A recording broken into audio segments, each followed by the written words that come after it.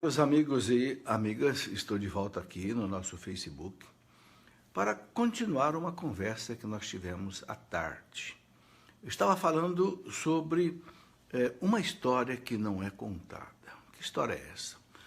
É sobre aquilo que a igreja fez de maravilhoso nesses 2000 anos, mas que infelizmente em muitas escolas, colégios e faculdades, às vezes, isso não é contado.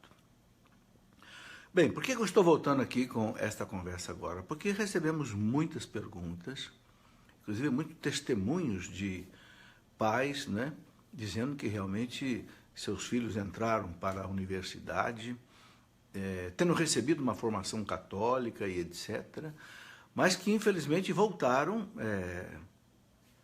aderiram a um paganismo, a um ateísmo, não quiseram mais saber da igreja, não quiseram mais saber de Deus e etc. Bom, como o assunto é bastante longo e bastante interessante, e eu não tive tempo de, numa hora só de programa à tarde, explorar todo o assunto, então vou voltar com o assunto aqui, não repetindo o que eu já coloquei, mas colocando uma continuidade. Vou retomar rapidamente o que nós falamos, mas vamos em frente, ok? Pedindo a Deus que nos dê a sua graça e a sua bênção. Né? Cumprimento a vocês todos que estão entrando aí, a Daila, Amanda Costa, muito boa noite. Sandra Paz, muito boa noite também, Marreis, peço que você compartilhe aí com as pessoas, sobretudo com aquelas pessoas que nos acompanharam às 16 horas, para que possam ter a continuidade deste estudo, que é bastante interessante. Quero mostrar exatamente o que a igreja fez de maravilhoso nesses 2000 anos, e que eu sei que muita gente não conhece. Mas pedindo a Deus que nos dê a sua graça, a sua bênção, em nome do Pai, e do Filho, e do Espírito Santo. Amém. Vinde, Senhor, em auxílio da nossa fraqueza. Vinde, Senhor, em auxílio da nossa miséria. Perdoe os nossos pecados. Derrame, Senhor, nos nossos corações a vossa mente. Abri, Senhor, os meus lábios para bendizer o vosso santo nome. Iluminai, Senhor, o meu entendimento e inflamai a minha vontade, para que nós possamos aqui realizar esse programa de maneira que vos agrade, Senhor, que seja para as pessoas formação, salvação das almas e edificação da igreja. Pedindo à Virgem Maria que interceda por nós para que tenhamos a graça, a bênção de Deus nesse momento. Ave Maria, cheia de graça, o Senhor é convosco. Bendita sois vós entre as mulheres, e bendito é o fruto do vosso ventre, Jesus. Santa Maria, Mãe de Deus, rogai por nós, pecadores, agora e na hora de nossa morte. Amém. Glória ao Pai, ao Filho e ao Espírito Santo, como era no princípio, agora e sempre. Amém. Muito bem, meus irmãos, o que eu conversava à tarde de hoje com os nossos amigos, sobre aquilo que a igreja fez de maravilhoso nesses 2000 anos, mas que infelizmente muitas vezes isso não é contado nas escolas, nas universidades. Eu posso dizer a você de cadeira, porque eu fui professor universitário 40 anos, trabalhei em 6 universidades. Né? Trabalhei na USP, no campo da USP aqui na minha cidade de Lorena, fui inclusive diretor desse campus aqui por 3 vezes. Trabalhei na Unesp em Guaratinguetá, na engenharia. Trabalhei na Universidade Federal de Itajubá, onde comecei lá minha carreira de professor. Trabalhei também em outras escolas particulares, né? Enfim, eu tenho um conhecimento bastante amplo sobre a vida universitária. E, recentemente, eu tenho conversado com muitos alunos que têm me dito exatamente o seguinte, alunos que são católicos, alunos que frequentam a igreja, etc., e que reclamam profundamente, né, da quantidade de professores e que só falam mal da igreja, e que só falam aquilo que aconteceu de ruim na vida da igreja. Né? Só sabem levantar o problema da Inquisição, que já passou aí há mais de 500 anos, levantar o problema das cruzadas, há mais de 1000 anos, que já passou lá atrás, o problema de Galileu Galilei, como se a igreja fosse obscurantista, como se a igreja fosse alguém que sufocou as ciências, né? Nada verdadeiro. E, inclusive, analisando os assuntos, né, com uma mentalidade de hoje, né, e não no contexto da época em que as coisas aconteceram. Isso é o maior erro histórico que pode acontecer, é você analisar um fato do passado lá de 1000 anos atrás, com a mentalidade de hoje, com a cultura de hoje, você vai cometer o maior erro histórico, a maior injustiça histórica que você pode fazer, fazer uma análise desse tipo. Né? Então, eu falava à tarde exatamente disso, né, de como é que a igreja ela construía a civilização ocidental a partir da queda do Império Romano, no ano 476, em que os bárbaros já vinham invadindo o Império há mais de 200 anos, e depois, no ano 476, praticamente os bárbaros tomaram todo o Império Romano, e o Império Romano se transformou num mosaico de povos bárbaros. Né? Ali na Espanha tivemos os visigodos, os suevos, no norte da África, né? Muitos bárbaros também, os vândalos, né? Na Europa os ostrogodos, godos e visigodos, alamanos, suevo, burgúndios, celtas, né? Os hunos que vieram lá com Átila, rei dos hunos, enfim, a Europa foi transformada numa barbárie, num mosaico de povos bárbaros, lutando entre eles, disputando entre si os despojos romanos, e uma civilização que praticamente naufragou. Não fosse a Igreja Católica, a única instituição que se manteve de pé, né, tudo teria desaparecido. Isso quem diz não sou eu, né, são os grandes historiadores da Igreja, como Daniel Hupes, que escreveu uma História da Igreja em 10 volumes, como também Dom Estevão Bittencourt e tantos outros historiadores. Né? E mais recentemente, um grande historiador de Harvard, nos Estados Unidos, Dr. Thomas Woods, que escreveu um livro muito bonito, né, que ele chamou de Como a Igreja Construiu a Civilização Ocidental. Eu contava à tarde que eu conheci esse livro numa das viagens aos Estados Unidos. Encontrei esse livro lá numa livraria em Boston, em 2005, com o título How the Catholic Church Built the Western Civilization, como é que a Igreja construiu a civilização ocidental. Fiquei encantado com esse livro, porque nesse livro ele mostrava exatamente ali como é que a Igreja salvou a civilização ocidental, aquela civilização romana que era o mundo da época, né? O mundo era o Império Romano. Nunca na história da humanidade um povo foi dono do mundo, como o Império Romano foi. Mas tudo isso só sobrou na mão dos bárbaros. Não fosse a Igreja Católica, que já tinha a força dos papas, a força dos bispos, a força dos mosteiros, não é? Dos monges, a civilização ocidental, essa belíssima civilização que nós temos, né? Que é a civilização mais adiantada do mundo, teria desaparecido. Né? Eu lembrava à tarde, não sei se você já percebeu, que é aqui no nosso Ocidente cristão, moldado durante 1000 anos pela Igreja, praticamente, desde a queda do Império Romano até a cristandade da Idade Média, é aqui no Ocidente que surgiram as grandes descobertas do mundo. Todas as grandes descobertas do mundo, o rádio, a TV, a internet, o automóvel, o trem, a prensa hidráulica, a imprensa, o telefone, tudo que você pensar de descoberta científica foi feito aqui no Ocidente. Por quê? Exatamente porque a Igreja cultivou a ciência. A partir daí, a queda do Império Romano, e muito antes até, os nossos monges já tinham um alto desenvolvimento para a época, e como foi a única instituição praticamente que ficou de pé, né, na civilização, a Igreja moldou o Ocidente. Essas coisas maravilhosas muitas vezes não são contadas. Eu contava um pouco disso na parte da tarde. Eu queria agora continuar colocando algumas coisas importantes. Né? Eu escrevi um livro, que eu mostrei à tarde, uma história que não é contada. Esse livro, exatamente, eu coloco esse assunto. Uma história que não é contada. As coisas maravilhosas que a Igreja fez.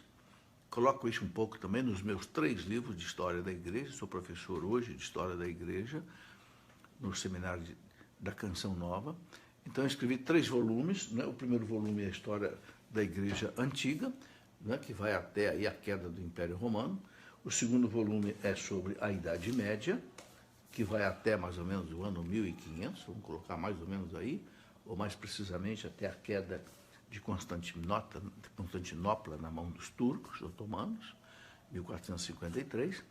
E o terceiro volume, que já está sendo impresso, né?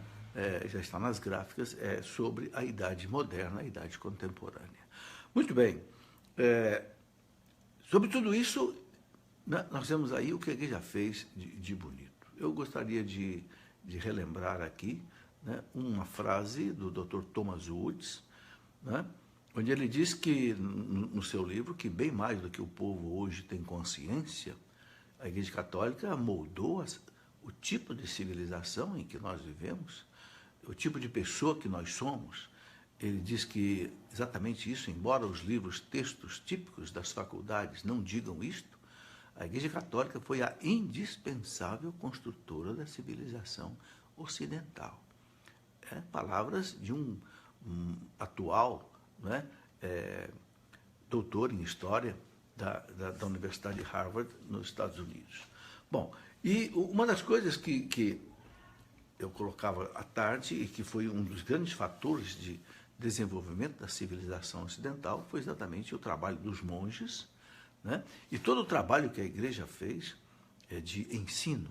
Ao lado de cada catedral, cada bispo tinha um colégio, né? E não só um colégio, mas tinha lá o seu leprosário, o seu sanatório, enfim, porque a civilização praticamente desapareceu na mão dos bárbaros. Os bárbaros não tinham organização, os bárbaros não tinham agricultura, os bárbaros não tinham cultura. Então, tudo ficou na mão da igreja, né? Então, para se ter ideia, no século XII, né, havia só na França 70 abadias, mosteiros, né, com escolas. Todos os grandes bispos tinham escolas, né? Na França, por exemplo, no século XII, havia mais de 50 escolas episcopais, escolas dos bispos, né? E se estudava o quê? Se estudava inicialmente 3 disciplinas, que eles chamavam de trivium, que era a gramática, a dialética e a retórica. Por quê? Porque naquele tempo se escrevia muito pouco, era difícil escrever, então as aulas, as conversas eram todas na fala, né? Então era muito importante que os alunos soubessem a gramática, soubessem a dialética, a disputa, né? Os diálogos, né? Com bases científicas, e a retórica, né? A retórica é uma maneira de falar que fosse bem entendido, que fosse bem, enfim, compreendido pelo auditório. Depois havia aquelas disciplinas de caráter mais exato, que era o que eles chamavam de quadrivium. Quadrivium de 4, né? Era então a aritmética, era a geometria, a astronomia e a música. Interessante que a música também tinha um grande destaque, né? E como é que a igreja gostava da música, sobretudo por causa da liturgia, né? Bem, havia o ensino técnico, por exemplo, como trabalhar o ouro, né? A prata e o cobre. Havia especializações, por exemplo, em Chartres, na França, havia especializações em letras, né? Em Paris, a teologia, na escola da Universidade de Sorbonne, fundada pela igreja, né? pelo rei São Luís IX, rei da França, né? Em Bolonha havia a Universidade de Direito, né? Por volta do ano de 1100, em Salerno e Montpellier, faculdades de medicina. Isso tudo no ano 1100, fundado pela igreja, né? Então, é muito importante isso, né? Eu gostaria de dizer também que as universidades, né, nasceram na mão da igreja, né? Já colocava isso à tarde, universidades como Bolonha, que tinha mais de 10 mil alunos, vindos de todas as partes da Europa, porque a língua que era usada nas universidades era o latim, porque era a língua da igreja, e a igreja tinha praticamente sobrevivido ao caos da barbárie. Então, foi, né, todas as universidades, Oxford, na Inglaterra, Cambridge, na Inglaterra,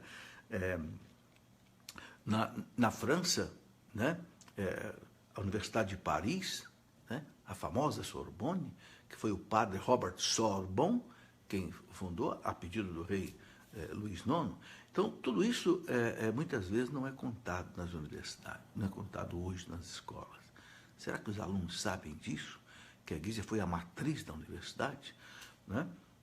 E não é só das universidades, a igreja cuidou da agricultura.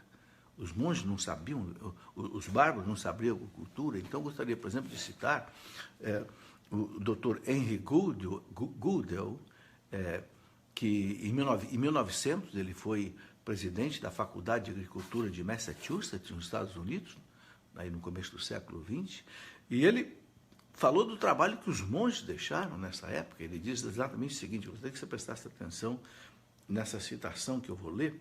Ele diz que o trabalho desses grandes monges durante um período de 1.500 anos, 1.500 anos, vejam bem, eles salvaram a agricultura quando ninguém mais poderia fazê-lo, porque os bárbaros não iam guardar a agricultura. Eles praticavam agricultura sobre uma vida nova, em novas condições, quando ninguém mais podia cuidar, né?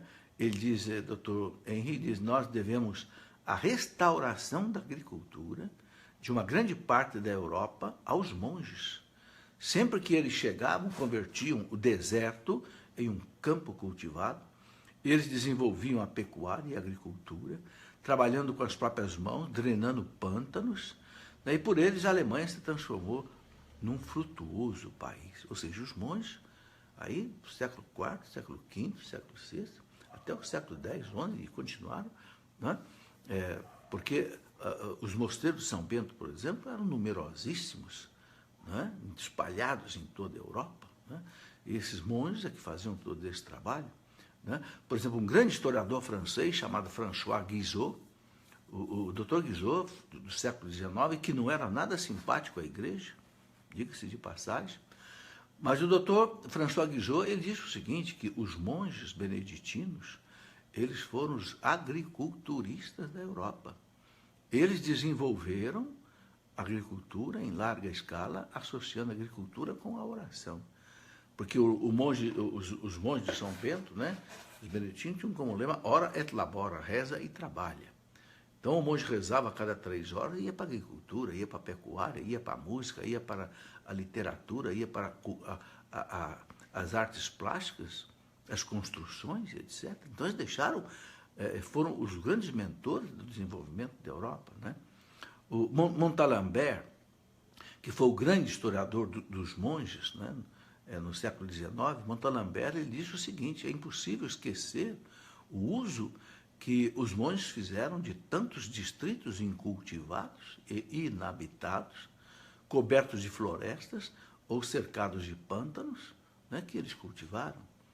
Também um outro especialista em história recente, Dr. Reginaldo Gregori, ele afirma que os monges deram, de citação dele, a toda a Europa, uma rede de fábricas, centros de criação de gado, centros de educação, fervor espiritual. Uma avançada civilização emergiu da onda caótica dos bárbaros. Veja, uma avançada civilização emergiu da onda caótica dos bárbaros. Quem diz o doutor Reginaldo Gregori, né, em 1985, recente. Né? Por isso, meus irmãos, é que São Bento é chamado de o pai da Europa, porque os seus monges beneditinos, a partir aí do século V, foram eles que sustentaram a civilização. Daniel Hopes, o grande historiador da Igreja, que escreveu em 10 volumes a história da Igreja, ganhou inclusive o prêmio da Academia Francesa de Letras, lá por volta de 1950, Daniel Hopes diz que boa parte da Idade Média não conhecera a literatura clássica a não ser através das citações de Santo Agostinho. Santo Agostinho, esse gigante da Igreja, foi que colocou as citações dos clássicos para que sobrevivesse na Idade Média. Eu gostaria agora de colocar um dado muito interessante. Um doutor americano chamado Stanley Jack, historiador recente, né? Ele, em 1986, ele escreveu um livro muito interessante, ele é doutor em História da Ciência, né? E também ele é doutor também em Física. Ele mostra que a Igreja, na Idade Média, contribuiu decisivamente para o surgimento da ciência moderna, né? Ele mostra que, interessante esse dado do Dr. Stanley Jack, né? Stanley Jack, ele mostra que em 7 grandes culturas orientais, a arábica, babilônica, chinesa, egípcia, grega, hindu e maia, ele diz que a ciência nasceu morta. Por quê? Por causa da concepção errônea do mundo que eles tinham e pela falta da crença em um Criador transcendente, como nós cristãos cremos, que estabeleceu a criação em cima de leis físicas. Então, essas culturas não se desenvolveram. O Dr. Stanley diz que essas culturas, a ciência delas nasceu morta, porque eles não acreditavam num Criador que tinha criado o mundo em cima de leis. Como a igreja acreditava? A igreja foi pesquisar essas leis, foi estudar essas leis, e dominando essas leis, a igreja partiu para um desenvolvimento, aplicação dessas leis.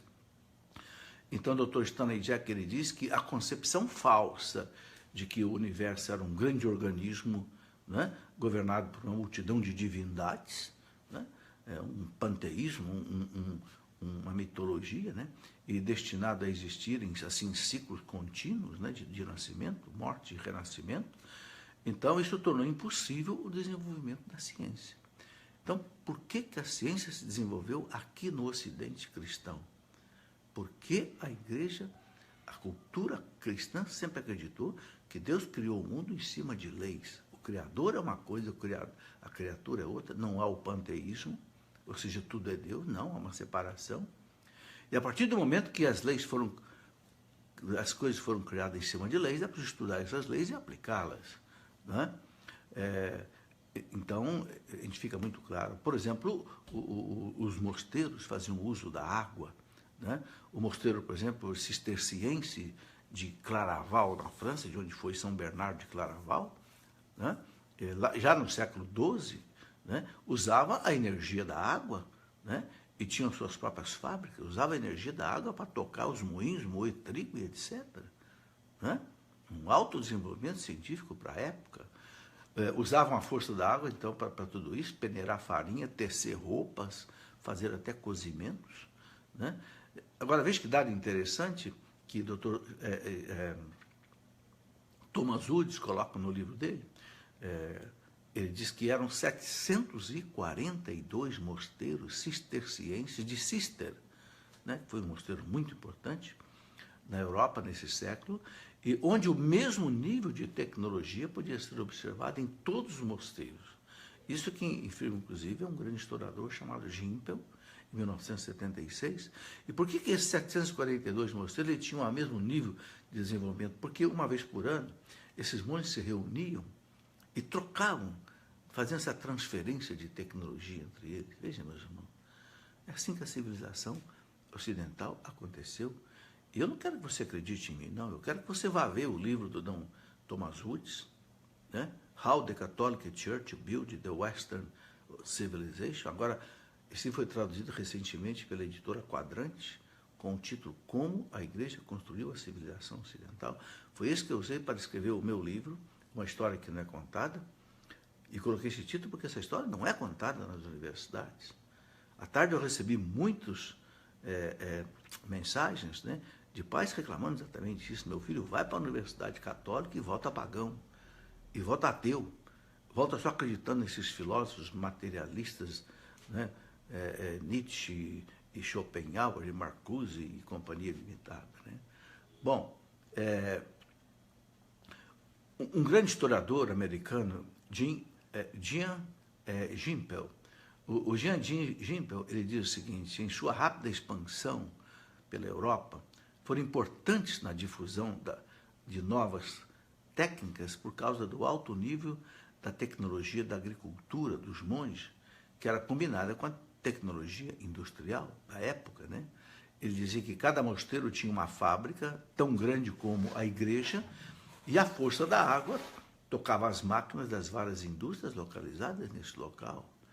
Meus irmãos, estou falando aí lá do século X, século XI. Né?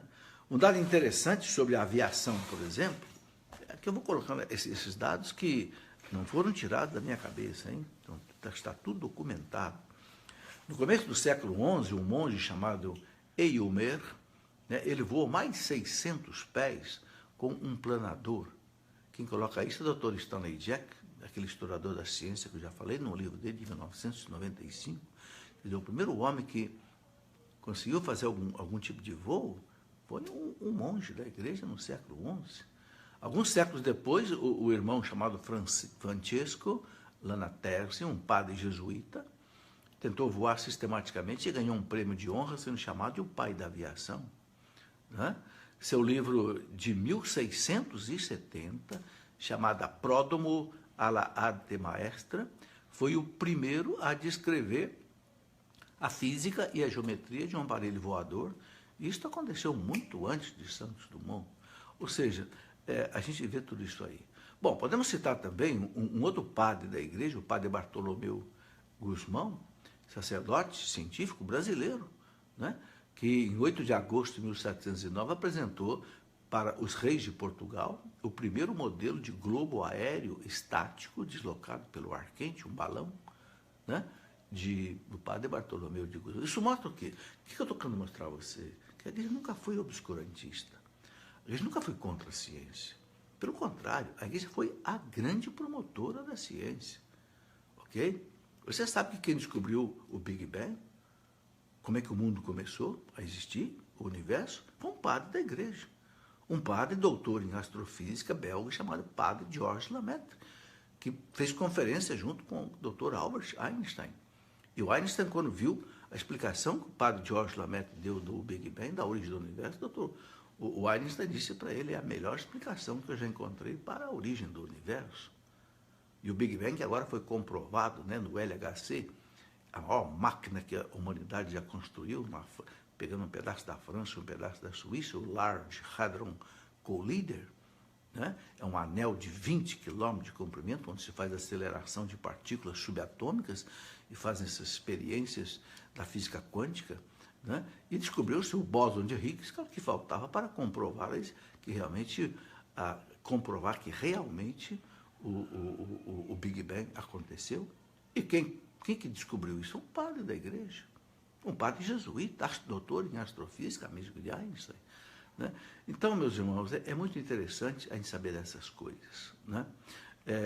Por exemplo, uma descoberta muito interessante, o relógio, né? O primeiro relógio que se tem recordação foi construído por um papa da igreja, o Papa Silvério II, que foi papa na virada do século, do ano 1000, ele foi papa de 999 até 1003. O padre Silvestre II, né? Ele construiu para a cidade alemã de Magdeburgo, por volta de 1996, o primeiro relógio que se tem notícia. Né? Também um monge do século XIV, chamado Peter Lightfoot, né?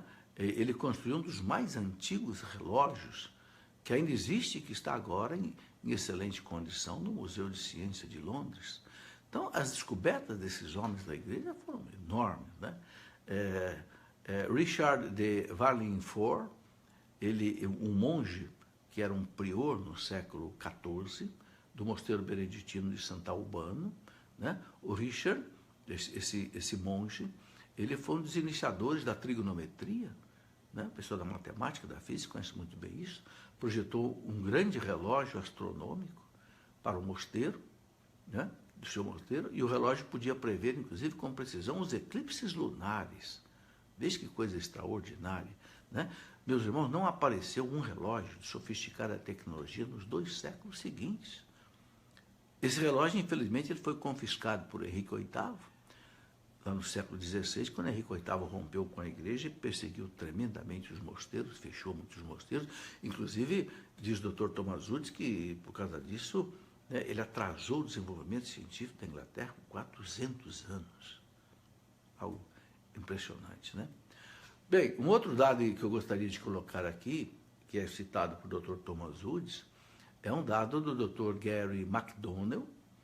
Gary McDonnell, da Universidade de Bradford, ele encontrou evidências perto do mosteiro de Rievaulx, né, na Inglaterra, assim, de um grau de sofisticação tecnológica que deu início às grandes máquinas da Revolução Industrial do século XVIII. Né? Os monges tinham construído um forno para extração de ferro de minério. Não sei se você entende um pouco de metalurgia, mas uma das coisas mais difíceis na metalurgia foi construir um forno onde você pudesse purificar o minério. Porque, por exemplo, você pega um minério como o ferro, né? Ele sai das minas, assim, são pedras, né, misturado com terra e tal, e você tem que fundir tudo isso em altíssimas temperaturas a mais de 1000 graus. E como é que você vai conseguir um forno que não derreta ele também numa temperatura dessa? Então, nesse mosteiro aí, né, de Rievaulx, os cientistas já descobriram, os pesquisadores descobriram, que na Inglaterra, né, os monges já faziam isso. Né? Quer dizer, é muito grande a contribuição que a igreja deixou nisso tudo. Né? E assim, a gente tem muitas participações de homens da igreja na ciência, na tecnologia, em todos os tempos.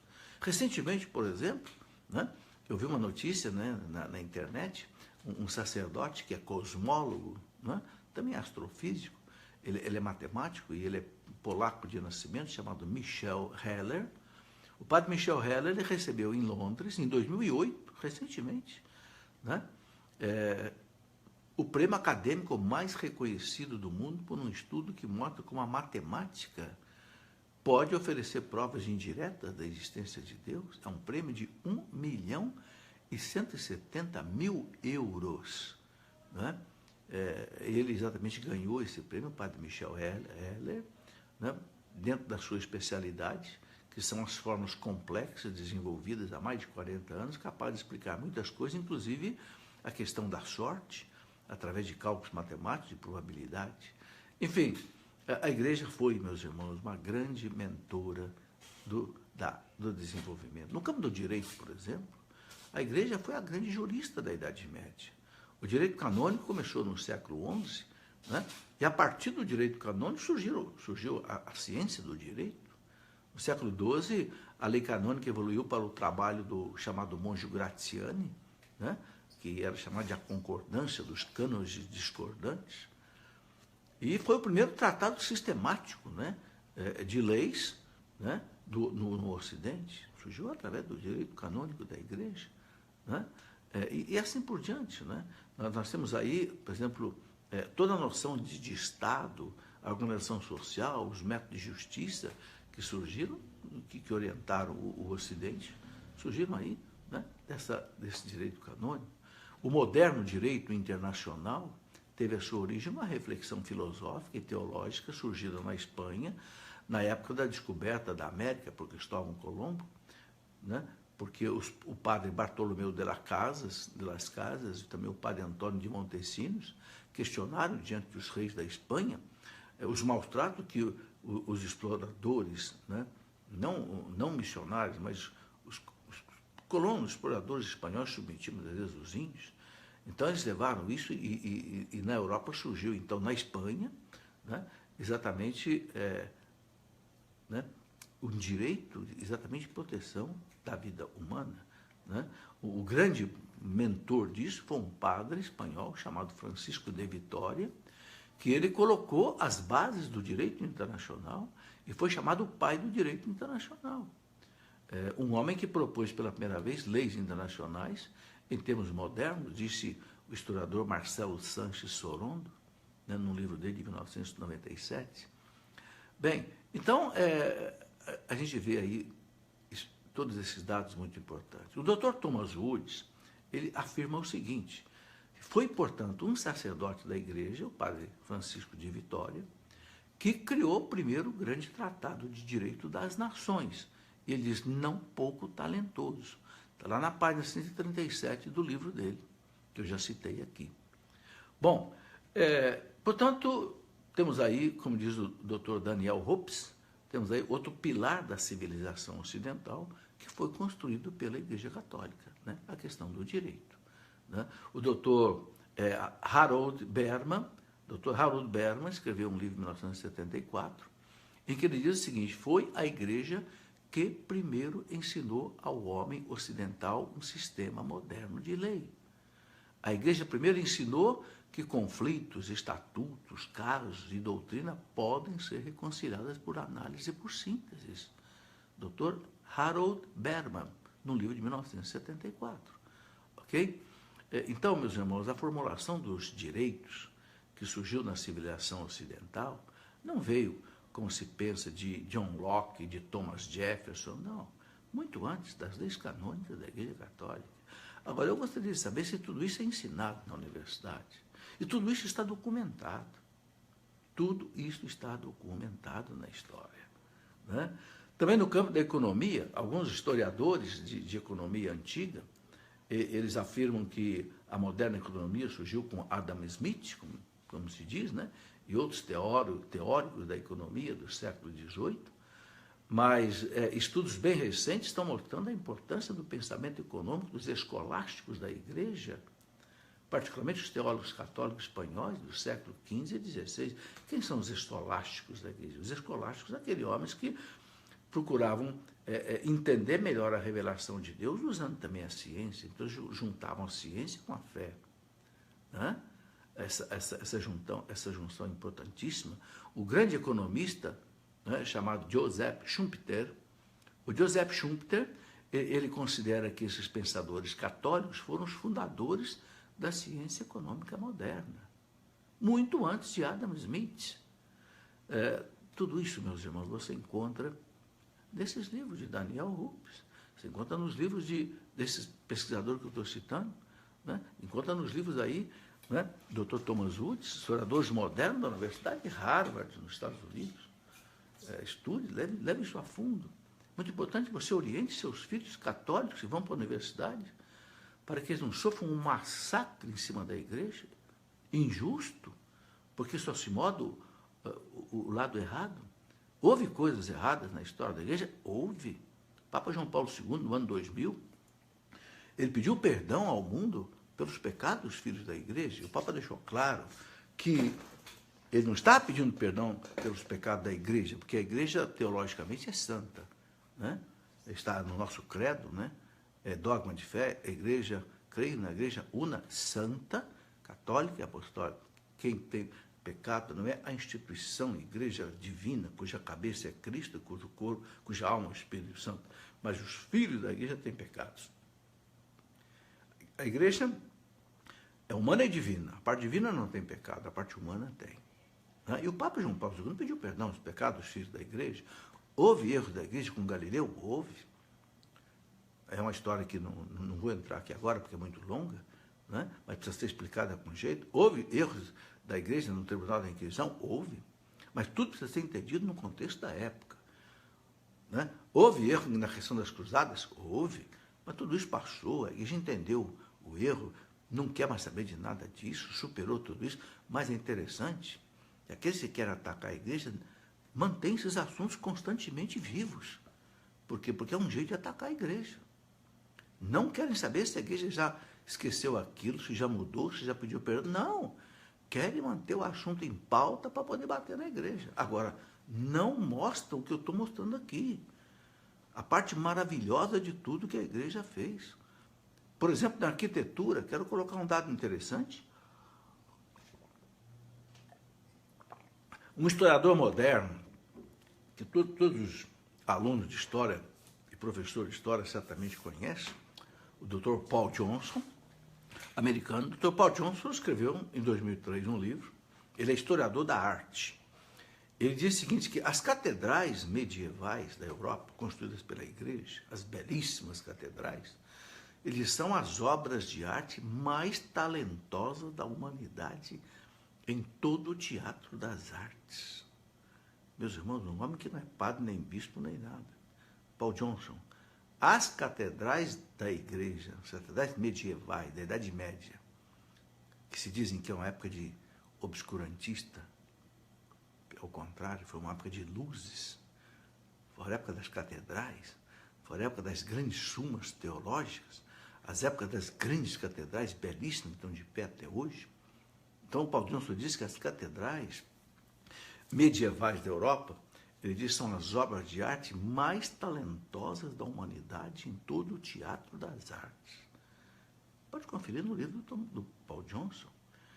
Ele coloca, não é? Foi a estrutura mental dos escolásticos, aqueles homens que juntavam a ciência para entender melhor a fé, como São Tomás de Aquino, que fez surgir a Catedral Gótica, a catedral belíssima, com as pontas apontando para o infinito, para dar sentido da glória de Deus, né? Então, a beleza, a harmonia, a majestade desta obra espelhavam, né, o pensamento escolástico da época, onde cada questão fazia parte de um edifício do pensamento. Então, as gigantescas catedrais não eram como hoje fazer uma igreja só, assim, no estilo moderno. Não, elas tinham todo um sentido teológico. Não é belíssimo, por exemplo, as catedrais, elas não tinham janelas embaixo, só os grandes vitrais coloridos lá em cima, porque quando a pessoa entrava na igreja, na catedral, os raios do sol brilhando naqueles vitrais coloridos, é como que um feixe de luz que atingiu o coração da pessoa, né? E ela percebia que estava num local sagrado, num templo santo. Não era simplesmente para viver a beleza, simplesmente assim, artística e arquitetônica por si. Não, tinha um sentido profundo, né? E olha, meus irmãos, eram tantas catedrais na Idade Média que era uma coisa impressionante. Porque o valor para o povo medieval era a alma, era a religião. Então nós encontramos grandes catedrais, por exemplo, em Reims, na França, Bolonha, Córdoba, Florença, Gênova, Paris, Montreal, Nápoles, Roma, Sevilha, Amiens, Chartres, Notre-Dame de Paris, a belíssima Notre-Dame do ano 1100, Rouen, na França, Veneza, na Itália, Viena, Verona, São Paulo. Quer dizer, é impressionante. Né?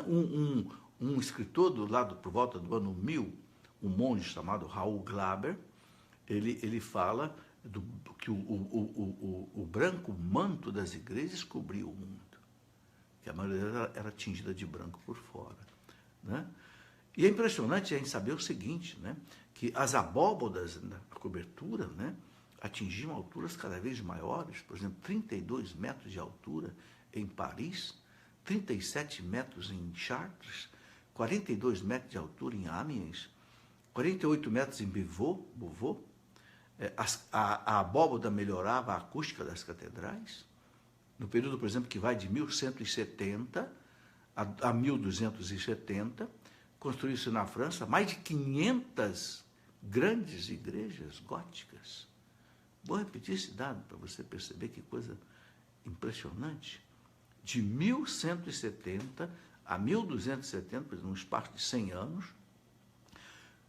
veja bem, sem usar guindaste, sem usar energia elétrica, sem usar nenhum equipamento elétrico, sem ter cimento, sem ter ferro, sem ter nada que nós temos hoje. Período de 100 anos, de 1170 a 1270, construiu-se na França mais de 500 grandes igrejas góticas. Tá? Só olhar ali o livro de Fremantle, olhar o livro de Duby, de Perroy, 3 autores, né, que contam isso. É impressionante, meus irmãos, que os campanários, onde era colocado o sino, porque na Idade Média, você sabe, o sino era como que o rádio de hoje, a internet de hoje, a televisão de hoje era o sino, tudo era um sino, né? Então, os campanários, né, onde se colocava no alto o sino, como assim, uma torre de Pisa era um campanário, né? Eles atingiam alturas incríveis, por exemplo, 82 metros em Reims, 123 metros em Chartres, 142 em Estrasburgo, 160 metros de altura em Ulm, na Alemanha. Meus irmãos, 160 metros de altura, equivalente a um prédio aí de 50 andares. Um dia eu subi num campanário desse em Bolonha, na Itália, eu tive que parar várias vezes, porque eram mais de 300 degraus para chegar lá em cima. Mais de 300 degraus para chegar lá em cima. Uma coisa impressionante.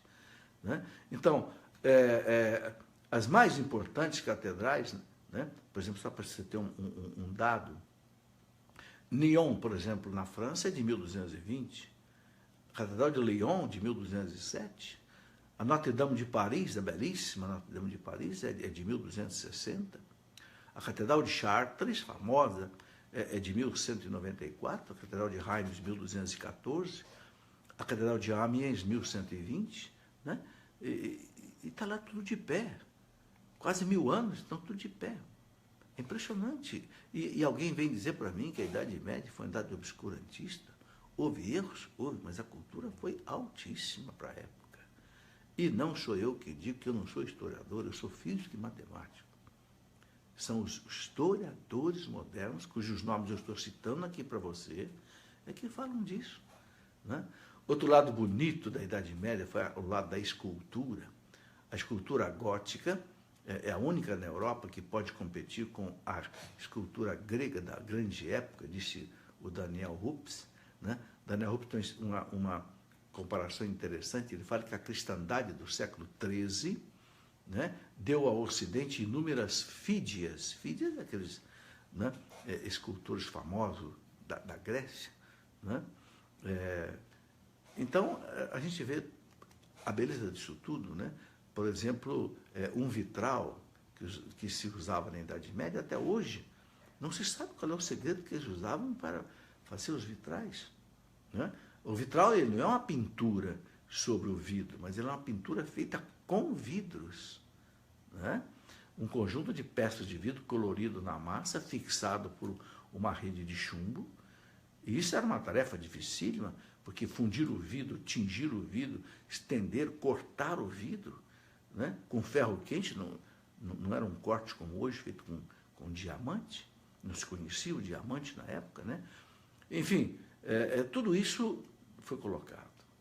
Outro ponto belíssimo desta civilização foi a música. Você sabe que a igreja sempre gostou da música, né? Santo Agostinho gostava da música, São Gregório Magno inventou o canto gregoriano lá no século VI, né? Então a música completava, né, esse belo quadro de beleza, de harmonia da catedral, especialmente o canto gregoriano, né, de São Gregório Magno. Para ter ideia, o grande compositor Mozart, o Mozart disse uma vez o seguinte: eu daria toda a minha obra para ter escrito o prefácio da missa gregoriana. Daniel Hope diz que foi a maior homenagem que o canto gregoriano, o chamado cantochão, já recebeu, né, do próprio Mozart. Também na pintura, né, grandes artistas, por exemplo, o Giotto que, né, morreu em 1337, que decorou toda a Basílica de São Francisco de Assis, né, que é o encanto, né, dos pintores atuais também. Esse gênio da pintura, ele ligou a alma de São Francisco, né, com a técnica romana bizantina. Deixou lá aquela maravilha que é, quem já esteve em Assis, já viu a Catedral de São Francisco de Assis, sabe o que eu estou falando, né? Então, foram praticamente filhos, né, discípulos de Giotto, né? O chamado Fra Angélico, o chamado Signorelli, o próprio Michelangelo, né, foi discípulo dele. Um outro ponto importantíssimo, meus irmãos, que a gente não pode também deixar de falar, que a igreja foi assim responsável por ela, foi o levantamento moral do mundo, né? Porque o padrão moral do Ocidente, ele foi moldado pela igreja, não tem dúvida, baseado exatamente na sacralidade, na dignidade da vida humana. A vida humana é criada à imagem e semelhança de Deus. Uma vez que a igreja acredita nisso, que o homem é imagem e semelhança de Deus, então o homem tem uma dignidade imensa que precisa ser respeitado. Então a igreja sempre insistiu no valor único, irrepetível de cada pessoa, né? Quando os primeiros cristãos chegaram em Roma, no primeiro século, com São Pedro e São Paulo, anos 50 e 60, os escravos eram considerados podemos dizer, uma coisa, um objeto. Você sabe que 2/3 da população de Roma era de escravos. Apenas 1/3 era de homens livres. O escravo podia ser comprado, vendido, morto pelo seu patrão. Não tinha direito nenhum. A igreja levantou o escravo. E chegou para o escravo e disse: você não é uma coisa, não, você é um filho de Deus. Meus irmãos, é por isso que nós encontramos tantos escravos que foram mártires. Você deve ter conhecido a história de Santa Perpétua e Santa Felicidade, que lá por volta do ano 285 foram martirizadas em Cartago, jogadas às feras no anfiteatro de Cartago. Felicidade era uma escrava, que não aceitou queimar incenso aos deuses romanos e preferiu ser morta pelos animais ferozes no anfiteatro de Cartago.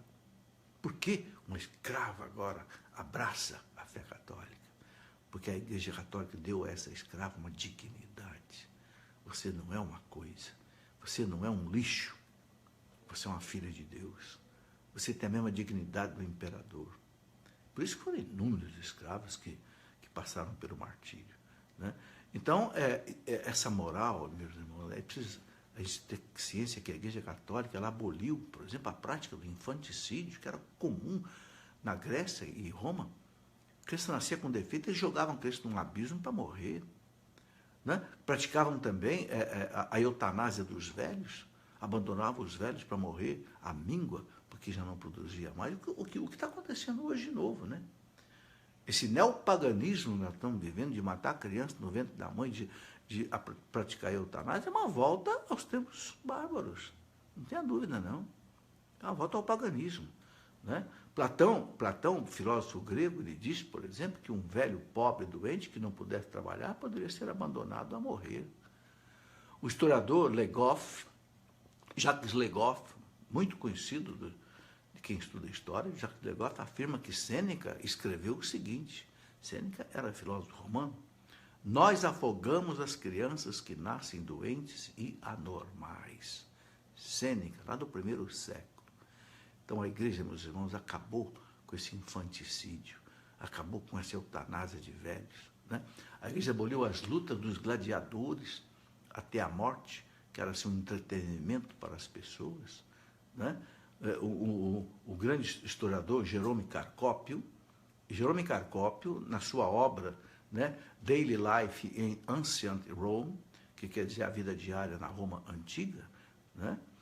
O Jerome Carcópio, ele diz que os açougueiros da arena romana, né, foram parados ao comando dos cristãos.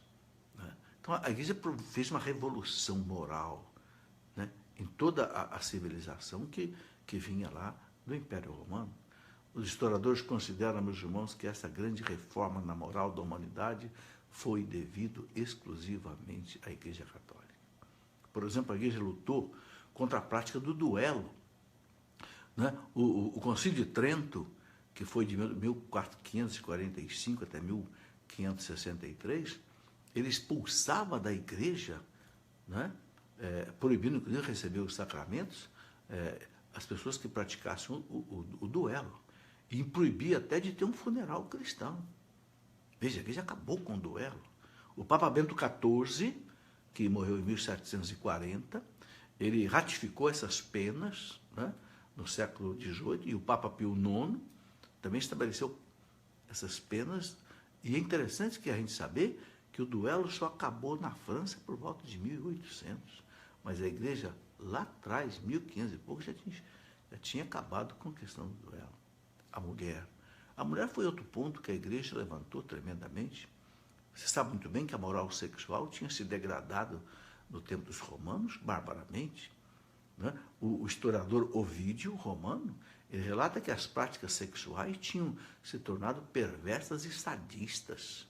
Né? A mesma coisa disse Suetônio, que era um escritor, um historiador também romano. Né?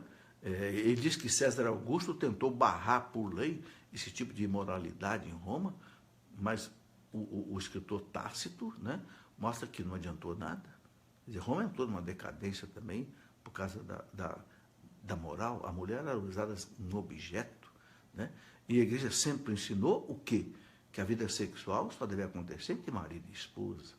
Né? A dignidade do casamento foi restaurada pelos cristãos. Né? Um grande filósofo chamado Robert Phillips, ele mostra que só pelo catolicismo foi possível existir as comunidades religiosas de mulheres que se autogovernavam, algo que jamais houve no mundo antigo. Até por isso que houve, meus irmãos, muitas santas. Né? O Robert Phillips pergunta o seguinte: onde no mundo as mulheres eram capazes de manter suas próprias escolas, conventos, colégios, hospitais e orfanatos fora da igreja? Porque na igreja já existia, na Idade Média. Né? Então, nessa época, meus irmãos, você sabe que os pais escolhiam com quem que a filha devia casar. O casamento era marcado pelos pais. Né? Isso valia também para os rapazes, né? Não era uma discriminação contra a mulher, pois a igreja lutou para acabar com isso. A igreja lutou para acabar que cada um escolhe com quem quer se casar. Né?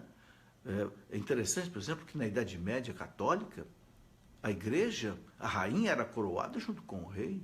Olha o destaque da mulher. Né? Geralmente na Catedral de Reims, na França, ou então em outras catedrais, e a coroação da rainha era tão prestigiada como a do rei. Né? Quer dizer, a última rainha que foi coroada, né, foi Maria de Médici, em 1610, na cidade de Paris. Mas até aí, veja bem, toda a Idade Média valorizou muito a mulher. Né? Bem, são muitas e muitas coisas, meus irmãos, que a gente vai estudando, vai lendo nesses historiadores modernos que estão redescobrindo, né, o valor da Idade Média, mostra para nós a beleza disso tudo. Um sociólogo americano chamado Rodney Stark, que é professor de Sociologia e de Religião Comparada na Universidade de Washington. O Rodney Stark, ele sustenta que uma das raízes da expansão cristã exatamente foi a caridade, e a outra são as mulheres, né? E o infanticídio de crianças com deficiência era praticado em todas as classes, diz o Rodney Stark, né? E assim por diante.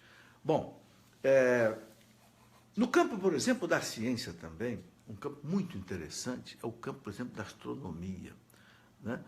O Dr. J.L. Heinbrown, um americano, escreveu no ano 2000, que ele é da Universidade da Califórnia, de Berkeley, na Califórnia. O Dr. Heinbrown, ele diz o seguinte, que a Igreja Católica Romana deu mais suporte financeiro e social ao estudo da astronomia por mais de 6 séculos do que qualquer outra instituição. É interessantíssimo o desenvolvimento da astronomia na Idade Média, apoiado pela Igreja. O Dr. Thomas Woods, ele afirma que o verdadeiro papel da Igreja no desenvolvimento da ciência moderna permanece um dos mais bem guardados segredos da história moderna, né? É impressionante. Então, a gente precisa conhecer essas coisas mais de perto para que a gente valorize mais a Igreja. Infelizmente, só se sabe falar mal da Igreja, né? Mas as coisas bonitas que a Igreja realmente fez e faz, muitas vezes isso não aparece, né? Por exemplo, será que os alunos sabem que Nicolau Copérnico, né, que foi aquele monge polonês católico, né, foi ele que descobriu, né, o sistema geocêntrico? Não foi o Galileu Galilei. Não, o Nicolau Copérnico viveu antes do Galileu Galilei. Galileu copiou Nicolau Copérnico. E o Nicolau Copérnico era um monge, era um cônego, né? É interessante tudo isso. Blaise Pascal, grande físico, matemático, filósofo, católico, né? Ele foi um dos homens mais importantes do seu tempo, tanto na física quanto na matemática, né? O próprio Isaac Newton, fundador da física clássica, né? E também descobrimento da lei da gravidade. Newton era um homem extremamente católico, cristão, né? E assim nós encontramos muitos homens, né, que viveram a ciência e a fé, né, amparados pela Igreja. O Dr. Louis Pasteur, né? O Dr. Louis Pasteur, da Universidade de Sorbonne de Paris, foi diretor do Instituto de Pesquisas Científicas da Sorbonne, né? O Dr. Pasteur dizia: a pouca ciência afasta de Deus, mas há muita ciência aproxima de Deus. Pasteur era um homem catolicíssimo, né, como também é outro. Você já deve ter visto falar, por exemplo, do monge Gregor Mendel. Mendel, que morreu em 1884, né, foi o homem que descobriu as leis da genética, era um monge da igreja, fazia suas experiências no seu mosteiro, cruzando ervilhas e descobrindo as leis da genética, né? É interessante, lá no jardim do seu monastério, né? Mendel, ele foi eleito abade do seu monastério em 1868. Né? E assim, meus irmãos, muitas contribuições de homens da igreja, exatamente, é que deram à ciência, né, o desenvolvimento que a ciência tem. Né? Portanto, o que eu estou querendo colocar com tudo isso é o seguinte, né? Não se pode dizer que a Idade Média foi uma idade de trevas. Isso é uma propaganda do iluminismo, do positivismo pós-Idade Média, contra a Idade Média, para quê? Para denegrir a imagem da Igreja. Porque como foi a Igreja a grande mentora da Idade Média, então um jeito de denegrir a imagem da Igreja é atacar a Idade Média. Ah, a Idade Média, você ainda está lá no obscurantismo da Idade Média. Eu acho que você pode ver aqui, pelas belíssimas catedrais, pelos belíssimos castelos medievais, pelas sumas teológicas de um São Tomás de Aquino, de um Santo Alberto Magno, né? De tantos e tantos, né? Das catedrais belíssimas, você pode ver o grande desenvolvimento que a Idade Média teve. Né? E aqui eu estou colocando para você apenas um pequeno resumo. Se a gente fosse estudar isso com profundidade, você ia ver que ia ter muito mais coisa para a gente conhecer. Muito bem, é isso que eu queria colocar por hoje. Eu deixo aqui uma sugestão, que quem quiser aprofundar esse estudo, inclusive para ter um pouco mais de noção dessas coisas também da igreja, eu estou fazendo uma coleção de pequenos livros, onde cada um deles eu enfoco um assunto típico. Então, por exemplo, esse daqui é sobre as cruzadas, né? Depois um outro já também sobre a Inquisição, um outro sobre a questão de Galileu Galilei, um outro sobre a Santa Joana d'Arc, é outro caso muito interessante que envolveu também a Inquisição, e recomendaria muito a quem quer entender isso e orientar seu filho. Aqui a minha preocupação são com os jovens universitários, que não conhecem essas coisas, não conhecem a história da igreja, vão para a universidade, vão para os colégios, recebem uma avalanche de críticas contra a igreja, sem ver o lado bonito que a igreja construiu. E esses jovens começam a ficar com raiva da igreja, com ódio da igreja, abandonam tudo aquilo que aprenderam com seus pais em termos de religião. Estou colocando essa matéria que eu pus à tarde, hoje, exatamente porque eu tenho conversado com jovens sobre isso e estou muito preocupado com isso. É realmente um verdadeiro massacre de ateísmo, né? E também de marxismo que está sendo feito em cima de muitos jovens e muitas universidades. E, olha, lamentavelmente, eu tenho que dizer, às vezes até em faculdade católica. Às vezes até em faculdade católica. Bem, que isso sirva de reflexão para quem é responsável por essas coisas. Eu agradeço aí a sua participação até agora, né? Agradeço mesmo, peço a Deus, concluindo essa nossa conversa, que proteja os nossos jovens e que também ilumine os seus pais para que possa orientar esses jovens. Eu fiz todo esse estudo, meus irmãos, sabe por quê? Porque eu criei 5 filhos. São 2 engenheiros, 2 dentistas, uma médica. Graças a Deus, esses filhos estão todos de bem com a igreja, vivendo a prática cristã que eu lhes dei no batismo, na crisma, no casamento, né, na primeira Eucaristia, porque sempre eu conversei com eles sobre isso. Eu, embora eu seja doutor em física e matemática, eu fui estudar profundamente a história da igreja. Nessa estante que você vê atrás, eu tenho aí muitos e muitos livros de história da igreja e tudo mais, conversando, mostrando a eles, com documentação, inclusive recente, desses pesquisadores de Harvard, que eu disse a vocês, e outros lugares, né, para que eles não sejam enganados. Nós só temos um jeito, meus irmãos, de vencer a mentira. Sabe qual é? Apresentando a verdade. Que Deus os abençoe, lhes dê um final de semana abençoado em Deus. Glória ao Pai, ao Filho e ao Espírito Santo, como era no princípio, agora e sempre. Amém. Nossa Senhora Aparecida, rogai por nós. Em nome do Pai, e do Filho, e do Espírito Santo. Amém. E muito obrigado a todos vocês que nos acompanharam. Estou vendo aí o Maicon, Rosana Aquino, Jana Flor, muito obrigado. A Cristiane de Souza, um grande abraço a vocês todos. Eliane Corfatti, compartilhe esta conversa com outras pessoas, porque eu tenho consciência disso, né? Muita gente não sabe disso. Muita gente talvez nunca ouviu falar dessas coisas, ok? Então seria muito bom compartilhar isso para que outras pessoas, né, possam também se abrir para a necessidade de estudar essas coisas, né? Como dizia aquele pastor americano fantástico, né? Martin Luther King, aquele negro pastor que praticamente foi um dos responsáveis para que acabasse com o racismo nos Estados Unidos e morreu baleado, né? Lá por volta de 1963, Luther King dizia: eu não tenho medo dos maus, eu não tenho medo dos corruptos, eu não tenho medo dos violentos, eu só tenho medo de uma coisa: do silêncio dos bons. O silêncio dos bons, né?